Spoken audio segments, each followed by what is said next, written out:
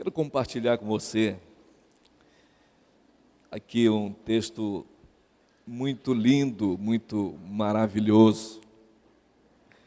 E eu creio que hoje nós vamos entrar numa prática dessa palavra que vai revolucionar a nossa vida em nome de Jesus. E o tema do sermão de hoje é esse que está aí no telão. Diga comigo: andando na presença de Deus. Queridos, uma coisa é viver para Deus, outra coisa é você andar na presença de Deus. Uma coisa é trabalhar para Deus, outra coisa é ministrar o coração de Deus. São coisas diferentes. A igreja no Brasil, fora do Brasil, eu creio que não tem experimentado esse andar na presença de Deus. Se tem, infelizmente, é uma minoria, porque andar na presença de Deus não implica somente uma frase que eu canto, uma frase que eu falo, mas é algo muito mais profundo. É muito mais profundo. O andar na presença de Deus vai refletir na minha vida espiritual a própria imagem de Deus, vai refletir na minha vida espiritual, e as pessoas que estão ao meu redor, elas vão não somente sentir, mas elas vão poder ver Deus na minha e na sua vida. É muito diferente. Nós temos visto muitos cristãos que realmente foi lavado pelo sangue de Jesus, mas muitas vezes não tem condições de expressar quem é o Deus que ele serve, porque isso só se pode notar quando realmente alguém está refletindo, quando você vê alguém refletir com atitudes, com ações, a vida de Deus. E alguém só pode refletir a vida de Deus se estiver andando com Ele. Nós podemos ser um cristão, ter entregue a nossa vida a Jesus. Nós podemos estar até trabalhando para Ele e ser salvo. Mas uma coisa é você fazer tudo isso que acabei de falar. E a outra coisa, você ter uma decisão de dizer: não somente vou ser um cristão que trabalha para Deus, mas eu quero andar na presença de Deus. Andar na presença de Deus não é você se isolar, não é você ficar em um lugar separado ou ter um tempo separado. Isso também envolve um pouco, mas é você decidir aonde você estiver, você ter a certeza de que os seus atos, suas ações, seu pensamento vai fluir por causa que você está na presença dele, ele está do seu lado. E quando alguma insatisfação vier no seu coração, que você é tentado em falar alguma coisa que não agrada a Deus, a presença dele não vai deixar você fazer isso. E você vai respeitar, porque ele vai estar do seu lado, está na presença dele, e você vai dizer: não, ele está na minha presença. e eu vou mudar o quadro, eu vou mudar a minha língua, eu vou mudar o meu pensamento, eu vou mudar o meu coração. Eu estou na presença dele. Quem está me entendendo aqui? Aleluia. No texto de Gênesis, capítulo 17, versículo 1 a 8, a Bíblia fala sobre Abraão, só que aqui ainda era Abrão, né? Aqui no versículo 17, o nome dele ainda era Abrão. Quando atingiu Abrão a idade de 99 anos, preste bem atenção, queridos, 99 anos. Ele estava com 99 anos e já tinha sido escolhido, já estava envolvido. Mas dava de entender aqui que lhe faltava a coisa mais importante que Deus queria. A idade de 99 anos. Apareceu-lhe o Senhor e disse: eu sou o Senhor teu Deus, Todo-Poderoso. Eu sou o Deus Todo-Poderoso. E ele diz: anda na minha presença e ser o quê? Perfeito. Perfeito. Essa palavra perfeito, eu estava pesquisando na Bíblia Strong, então ela fala que essa palavra, ela não quer dizer que você nunca vai errar. Não. Ela aponta para uma pessoa que sempre vai estar à disposição de Deus para, no momento difícil, ter a graça de obedecer a opinião de Deus, mas não a sua opinião. E qual é a opinião de Deus? Quando vem aquela ira para você desabafar, a opinião de Deus não é a sua. A opinião dele é a outra. E ele diz: o meu amor está dentro de você.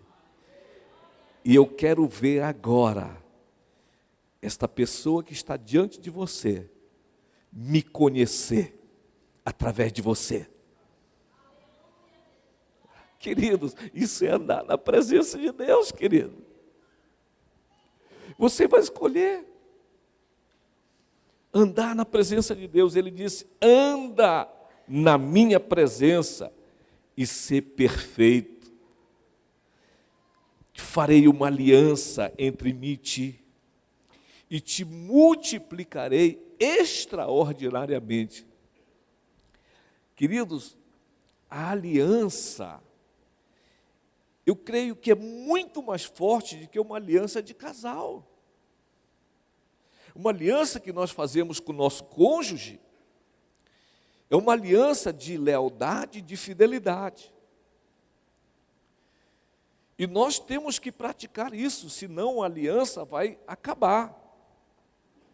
Se não houver fidelidade, se não houver lealdade, claro, aí no mundo é muito fácil, acaba na hora. O povo de Deus ainda luta com ajuda para a reconciliação de um casal que está quebrando uma aliança. A aliança é para ter a fidelidade e a lealdade. Ele diz: farei uma aliança entre mim e ti. Mas essa aliança, querido, preste bem atenção, isso é profundo. Essa aliança é quando eu começo a andar na presença dele.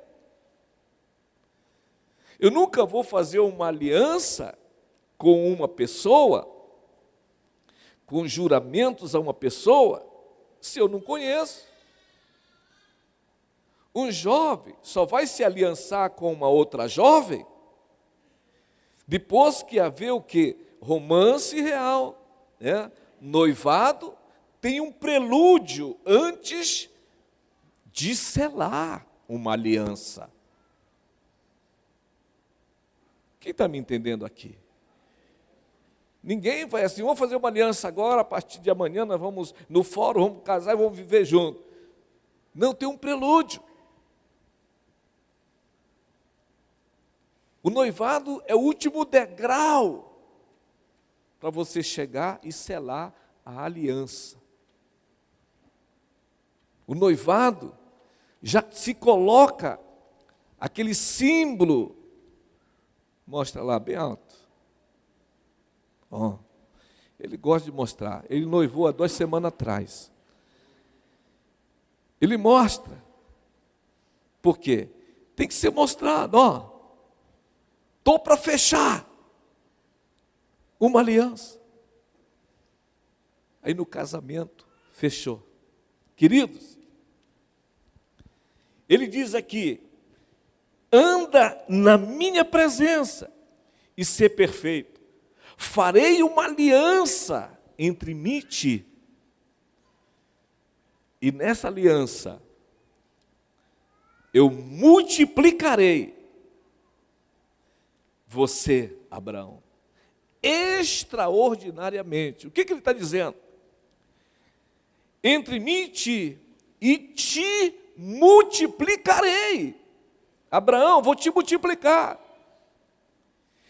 Tem pessoas que entram no reino de Deus e ele olha para as ovelhas querendo multiplicar as ovelhas. Ele não olha para se multiplicar.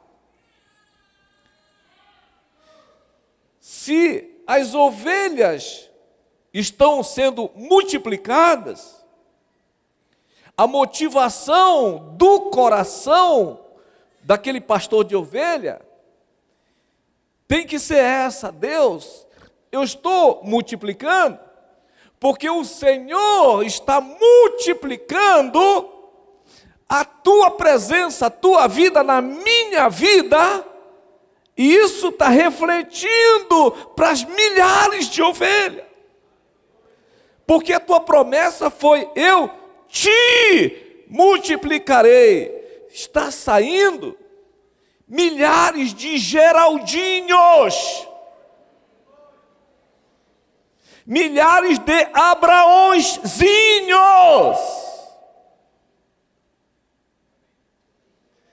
Até a nossa motivação é de multiplicar quem nós somos, querido. Prostrou-se Abraão, rosto em terra, e Deus lhe falou: quanto a mim, será contigo a minha aliança, serás pai de numerosas nações. Abrão já não será o teu nome, e sim Abraão, porque por pai de numerosas nações te constituí. Por que pai? Porque as demais ovelhas estão filiadas a um pai que reproduziu a sua vida prometida por Deus. É uma aliança. Eu vou te multiplicar, porque agora temos uma aliança. Abraão, nós somos um. Você está andando na minha presença. Você agora é perfeito. Essa perfeição tem que se multiplicar, Abraão. Eles não sabem ainda. Então, te reproduz aí, te multiplica. Ah, Jesus, isso é tremendo. Em Êxodo 33, Moisés repete a mesma coisa. Praticamente, ele diz: agora, pois, se achei graça aos teus olhos, rogo-te que me faça saber, neste momento, o teu caminho, para que eu te conheça. Moisés não estava com os olhos voltados àquela multidão que estava com ele, aquelas muitas ovelhas. Ele diz: Deus, qual é o caminho? Me mostra, porque Se o Senhor me mostrar esse caminho, eu quero te conhecer. Eu quero te falar uma coisa, querido, que todos nós, um dia, já ouvimos e decidimos seguir esse caminho. Quando Jesus falou, eu sou o caminho, a verdade e a vida, você abraçou e seguiu esse caminho. Mas Moisés fala assim, me mostra o teu caminho, para que eu possa te conhecer. Eu não posso querer só o caminho, porque o caminho tem que dar em algum lugar. E esse caminho que você escolheu para trilhar, é o caminho que dá para Jesus. Ele disse, eu sou o caminho. Então, eu vou querer conhecer quem é Jesus. Não tem jeito de nós conhecermos se não tivermos andando com Ele. Eu conheço a minha esposa e meus filhos, porque já estamos, eu com a minha esposa, há quase 40 anos. Conheço muito bem, pelo olhar, gesto, e ela me conhece. Não tem jeito de eu adivinhar como ela é, se eu digo que eu tenho uma aliança, e nem em casa eu quero morar, não tem jeito. Para conhecer, e não aborrecer a ela, e nem ela a mim, nós já falamos, não, se eu fizer isso, ela não gosta disso. Se ela fizer aquilo, eu não gosto daquilo. Então, nós já sabemos e vamos amenizar todas as más situações através desse conhecimento, para a gente continuar crescendo. E Deus? Deus não quer, não gosta que eu manifeste a minha atitude desse jeito. Então tenho uma aliança com Ele, eu vou ser fiel a Ele, eu vou respeitar a opinião dEle, e aí você não vai fazer aquilo que Ele quer, você vai amenizar todas as situações indesejadas, por amor e a aliança que você tem, que consiste em lealdade e fidelidade, respeitando a opinião dele, o que ele diz na sua palavra, porque você conhece muito bem, ele não gosta disso, então não vou fazer, eu vou agradá-lo. Alguém está me entendendo aí? Porque é difícil arrancar um glória a Deus assim, né? Amém. Diz uma pastora, sempre ela diz assim, é muita revelação para pouca glória.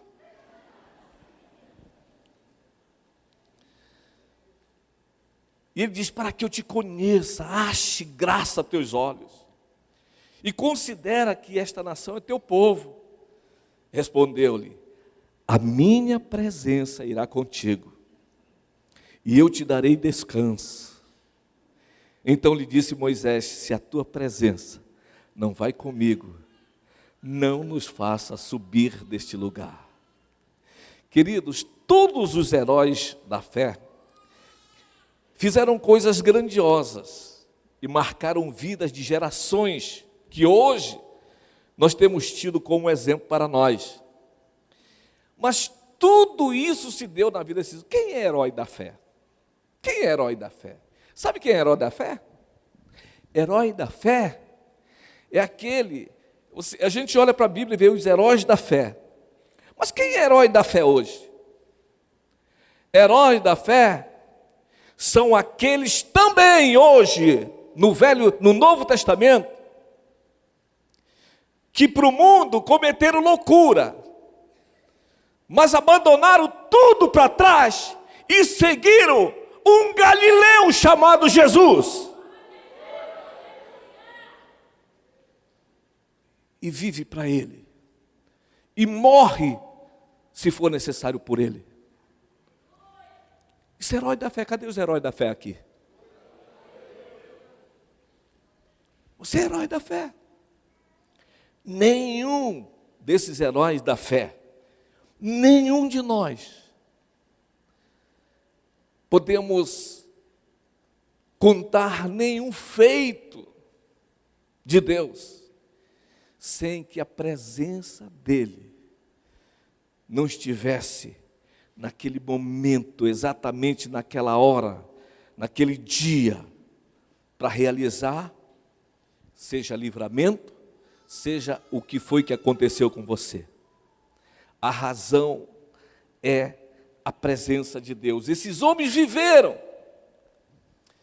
e deram suas vidas. Alguns foram cerrados no meio, alguns foram mortos, alguns foram apedrejados, mas por uma razão, porque eles estavam sempre na presença de Deus. Quando Paulo fala, ó morte, onde está a morte? Ele nunca falaria isso dele mesmo, mas aonde ele estava, aonde ele se expressava acerca do Evangelho de Jesus, era com tanta coragem que só a presença de Deus, o temor de Deus, fazia com que ele apostasse a própria vida dele por causa de Jesus. A presença. E quem não tem costume da presença é muito difícil. Ele nega, ele foge, ele não encara. É muito diferente uma vida de oração e uma vida da presença de Deus. A cruzada estudantil ensina que orar é falar com Deus. Sim, é falar com Deus. Mas a intimidade é muito mais do que só falar com Deus. É você ouvir Deus. É você ter a coragem de não ver ninguém perto de você, e só você crer pela fé que Ele está lá, e você dizer, Jesus, eu te amo tanto, o Senhor é tudo para a minha vida. Aí você loucamente dá um abraço no vento, não, pela fé você crê na palavra. E pela fé você diz assim, Ele me prometeu, eis que estou convosco, ei, Ele está aqui, aleluia!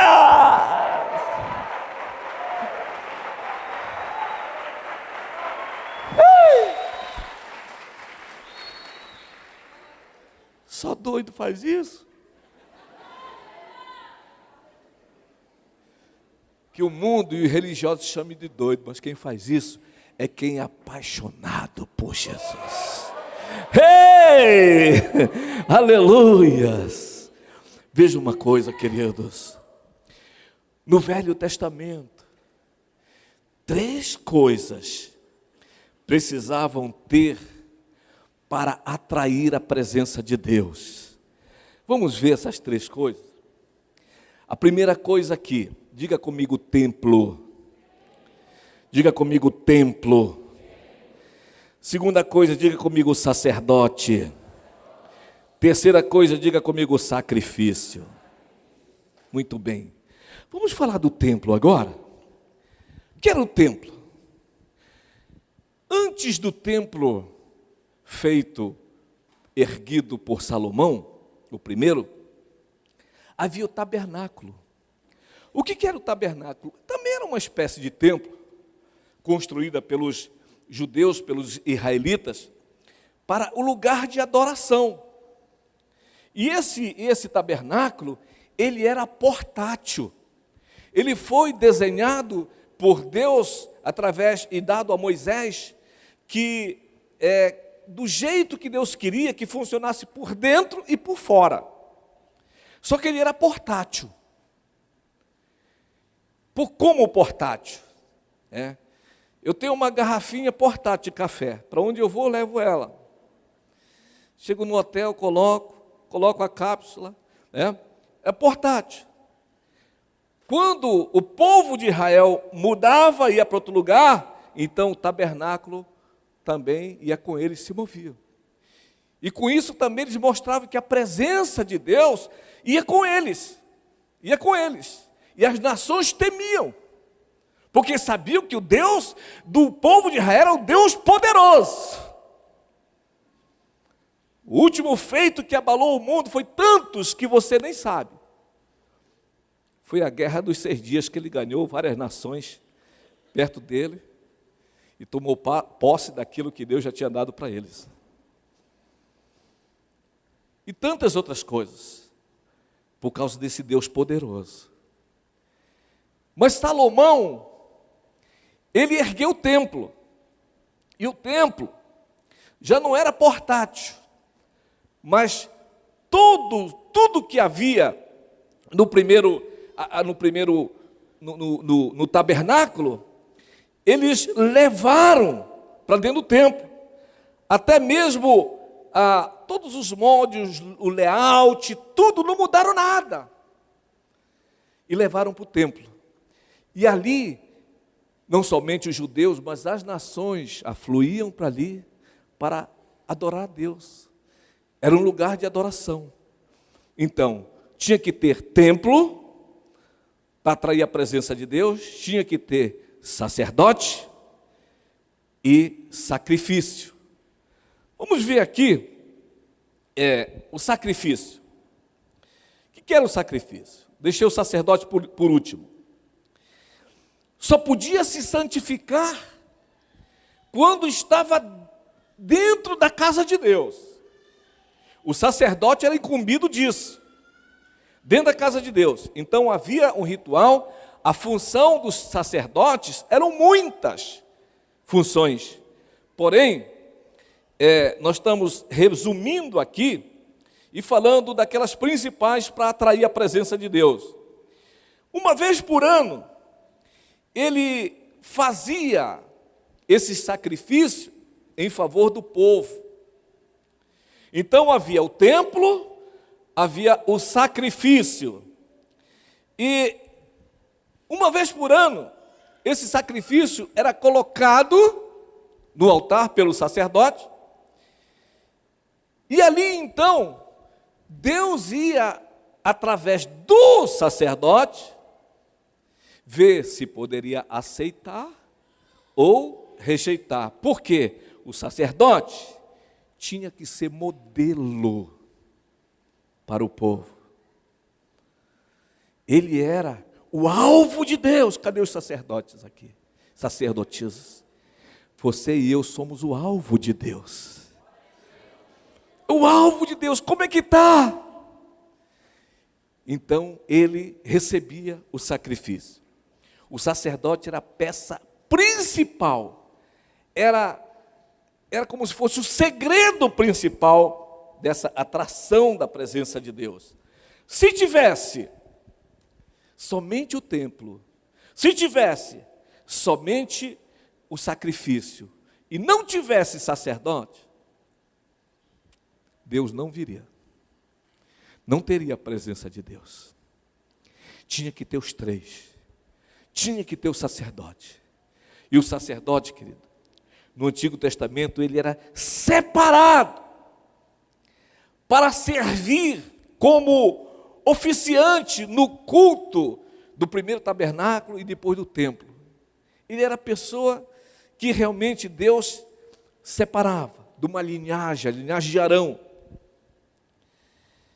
E com isso, então, ele tinha 3 obrigações, que, digamos assim, vamos dizer, 3 categorias.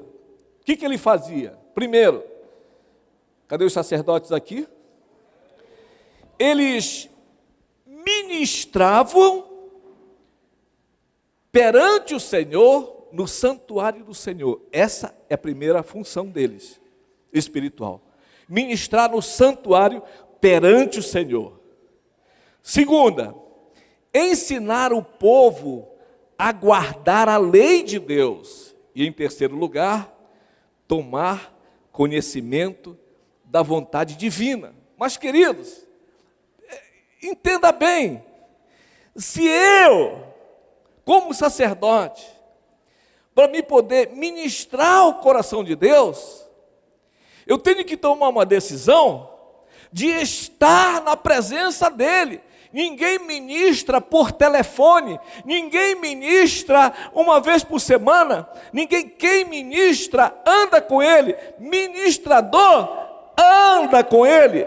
E eu não posso receber as suas leis para dar para o povo, se não estiver na presença dele. Ele não vai me passar um papel dizendo leva. Eu tenho não somente que pegar esse papel, mas para me modelar como o povo deve andar, eu também preciso saber como eu devo andar. E como é que eu vou aprender, se não for na presença dele?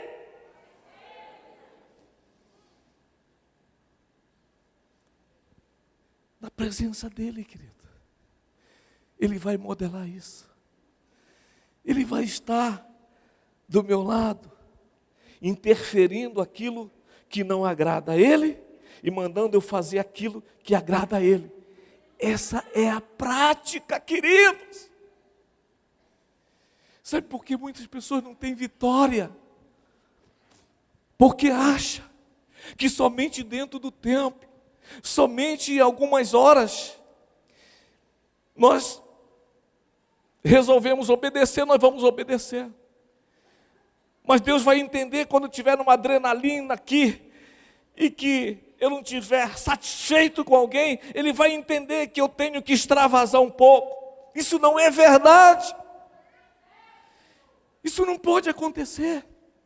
E eu só vou ter forças se eu estiver na presença dEle. Estar na presença dEle é você decidir trazer Ele para onde você quiser ou estiver.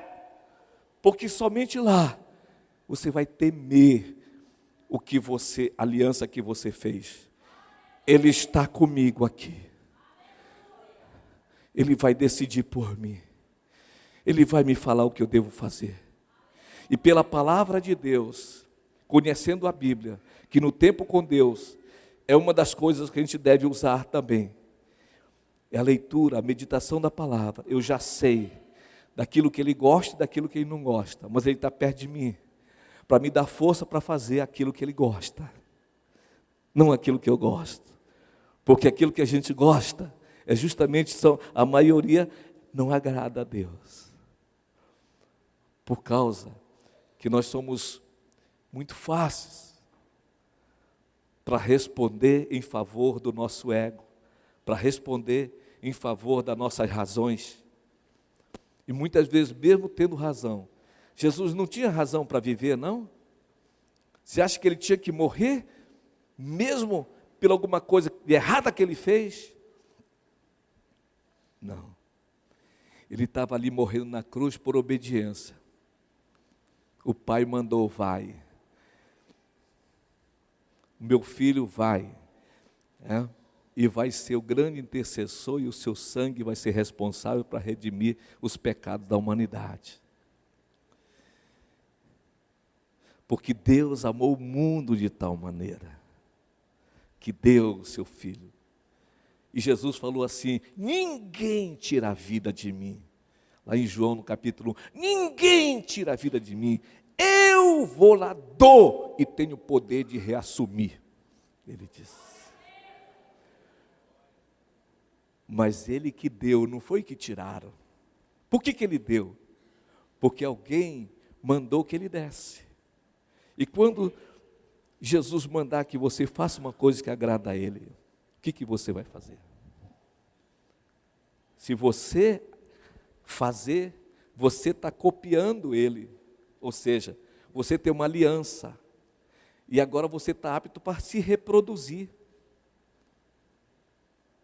Quem está me entendendo aqui, querido? Nós não podemos reproduzir qualquer coisa. Aquilo que você ainda não conseguiu na sua vida a ser, então não está pronto para reproduzir. Espera mais um pouco. Reproduz aquilo que você já está apto para fazer. Ministrar no santuário perante o Senhor é você estar na presença dEle. Ministrar, essa palavra ministrar, é você se curvar, é você exaltar, é você entender que você tem um ser que merece ser adorado, que o seu amor por Ele é expressado e que você quer isso. Então, ministrar é você realmente reconhecer aquilo que, não que Ele faz, mas aquilo que Ele é na sua essência.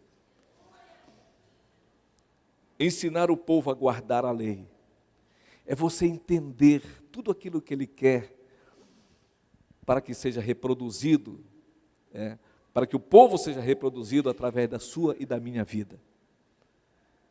Para mim mandar eles guardarem a palavra de Deus, eu tenho que primeiramente abrir a minha gaveta e guardar primeiro. E depois de eu guardar, então eu estou apto para pedir para eles guardarem. E tomar conhecimento da vontade divina. Qual é a vontade de Deus?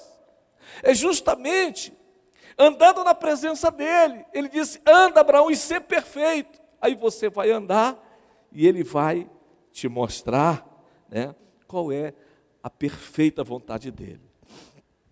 Ponto de número 2. Jesus estabeleceu uma nova aliança. Agora tudo mudou. Hoje a casa de Deus não é mais esse prédio, querido. Não é mais esse prédio. Mas a casa de Deus, Deus foi mais profundo ainda. Agora imagina só, queridos. Primeiro veio o tabernáculo, depois veio o templo. Deus não estava satisfeito. Deus não estava satisfeito. Ele queria mais.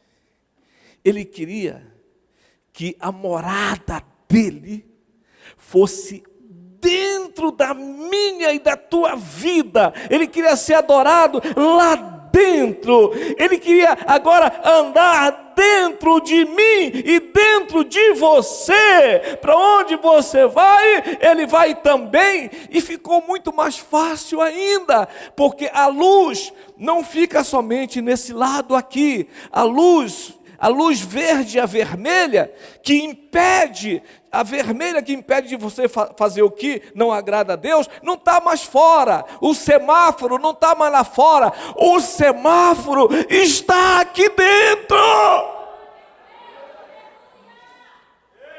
Quando você chega, aí de repente o semáforo, você não tem ninguém, mas ele está aqui dentro. Aí o semáforo lá do Espírito Santo vai ou da luz verde ou a vermelha. E isso nós sentimos. Quando nós estávamos lá no mundo, ninguém tinha essa intuição, ninguém sentia nada. Mas como crente nós sentimos quando nós estamos andando num caminho errado. Nós sentimos quando nós machucamos alguém. Nós sentimos quando nós fazemos alguma coisa que Ele não gosta. Nós sentimos, a luz está aqui dentro. Isso é tremendo, queridos. Isso é tremendo. Eu sei que você já ouviu isso de alguma forma, mas eu quero que eu tenho pedido a Deus uma revelação neste domingo para a igreja entender isso com muito mais clareza. Nós somos a casa de Deus. Nós somos agora, querido, o sacerdote real. A Bíblia é muito clara, em 1 Pedro 2,9 fala, vós, porém, sois a raça eleita, sacerdócio real. Eu fico imaginando, querido, preste atenção para cá, eu fico imaginando essas palavras, eu faço até comparação, algumas vezes quando estou pregando, vós, porém, sois raça, assim como tem aquele cachorro de raça que vale muito, tem um vira-lata que não vale nada. Quem estava lá no mundo, sem Jesus, era o vira-lata. Mas quando você veio para o reino, você fez parte de uma raça. Raça, quando fala assim, o cachorro de raça, ele tem valor. Quando você vai pedir um cachorro de raça para alguém, não dá, ele quer te vender. Mas quando a vira-lata tem filhinhos, anda oferecendo para todo mundo, ninguém quer. Você está entendendo? Por quê? Mas ele chama você e eu de raça eleita. Aí lá embaixo, ó. Adeus, eclésia do Velho Testamento, aquela eclésia que ficava lá em cima e entrava no Santo dos Santos, e a gentalha ficava lá para trás, e ele voltava. Adeus, eclésia, agora todos estão em condição de sacerdócio real.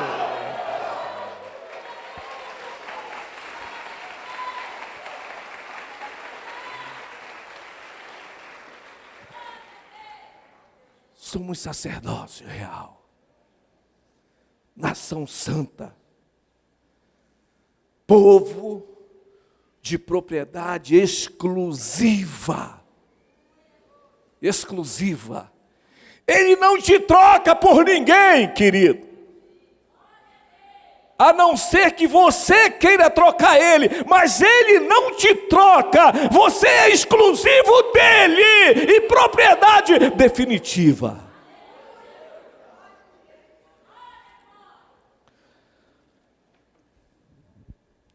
Se não tivesse sacerdote, não tinha a presença de Deus. Se tivesse a melhor música, que um Alg, Carijope, Jesus Coutre, que mais? Vai falando aí. Fernandão, Fernandinho. Deixa o CD aqui, tocando, e vamos todo mundo embora, para ver se Deus vem só com CD. Vem nada! Ele vem só por causa dos sacerdotes!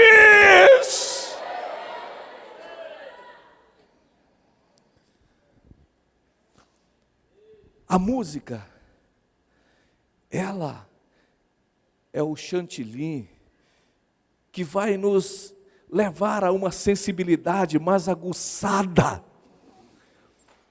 para estar na presença de Deus. Mas só ela não tem presença de Deus. Se a música tiver e o sacerdote estiver lá, ele olha assim, e tem um lá. Por causa desse eu vou. Ei! Você está entendendo, querido? Aleluias! E eu vou te falar uma coisa.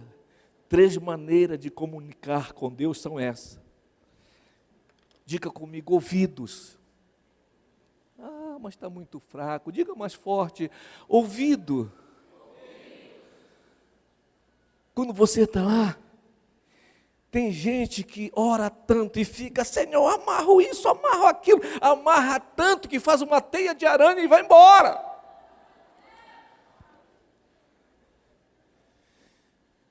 A intimidade, você afina o ouvido.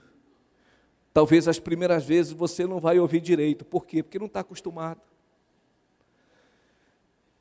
Eu estou tentando usar óculos dirigindo.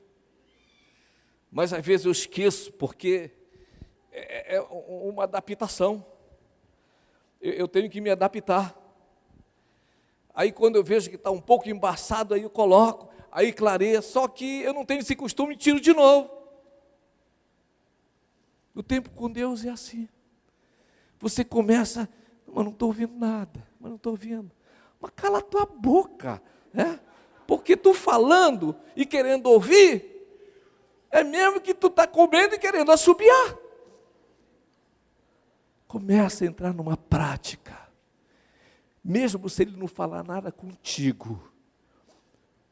Mas tu vai ficar, só de tu ficar à disposição lá, para ouvir pelo menos 5 ou 10 minutos. Isso aí é parada doida. Mas queridos, você vai ver servos de Deus que ficaram 120 dias esperando Deus para manifestar um raio de fogo no meio deles. Atos capítulo 2. Como nós não queremos ficar pelo menos 10 minutos? Hoje, para a glória de Deus, eu quero dar meu exemplo, eu tenho essa facilidade, querido. Eu não estou ali só orando, não, eu estou ouvindo. E uma hora que eu estou ouvindo, o meu ouvido, ele começa a captar, não assim, de repente, não. Eu começo a ficar esperando, até vir aquele sussurro. E eu começo a ouvir, literalmente, palavras. Aí a gente fica doido, porque o fogo vem, e a gente grita, a gente sai. Então, é tremendo isso, querido. Aí depois, você vai ver que também é uma prática. Samuel errou. Samuel, quando ele ouviu a voz de Deus, ele olhou e disse: quem sou eu para ouvir a voz de Deus? Oi, sacerdote, o senhor está me chamando? O sacerdote disse: não. Eu estou maquiando, mas será que o Samuel não falou assim? Ele já está velho, deve estar sonhando, ele é daqueles que é sonâmbulo. Aí de novo, Samuel, Samuel. E aí? O senhor chamou agorinha. Não foi eu não. Na terceira vez ele disse: olha, quando tu ouvir a voz, dizer: fala, Senhor, que teu servo está ouvindo. Porque é Deus que está falando. Quer dizer, o próprio Samuel não tinha essa habilidade, não tinha esse hábito. Mas depois ele se tornou um profeta que ouvia a voz de Deus claramente. E muitas vezes ele poderia até estar enganado, mas não significa que Deus não estava falando mais com ele. Porque quando ele chegou na casa de Jessé, ele começou a escolher os filhos mais bombados que ele tinha. E não era aquele. Ele não ouviu direito a Deus. Errou. Mas por que errou? Estava em pecado? Não. É um exercício. Uma hora, talvez você vai falhar. Mas você vai continuar ouvindo a Deus. Ouvindo a Deus. Até que você seja muito afinado. Igual aquele urso, que vai cheirando o gelo, e chega bem aqui e diz: aqui tem foca. Aqui tem foca. O faro dele é tão aguçado, que pode ultrapassar a geleira, e ele quebra e vai buscar a foca lá embaixo. É tempo. Isso é importante. Outra, os olhos, através de visões. Muitos servos de Deus viram, muitos de vocês viram, já viram. Eu já tive visões. Deus vai usar isso. E a terceira é mais comum, a intuição, a impressão. Às vezes, Deus fala aqui dentro do espírito da gente aqui, e a gente sabe que Deus está falando com a gente. Quem já sentiu isso? Você sente alguma coisa que você não deve fazer? É Deus que está falando. É uma intuição, é uma impressão. Considere essas três coisas: ouvido, olhos e a impressão, quando você estiver tirando tempo com Deus. Começa a entrar nesse exercício, gente. Você vai ver como Deus vai mudar a história da sua família, da sua vida e de tudo que te acompanha, em nome de Jesus. Você crê isso? Fica em pé em nome de Jesus. Andar na presença de Deus é andar com segurança e andar no caminho certo. É ter certeza que quando saímos nós vamos chegar a porto seguro. Aleluia. Porque o mesmo Espírito que levantou Jesus habita em nós.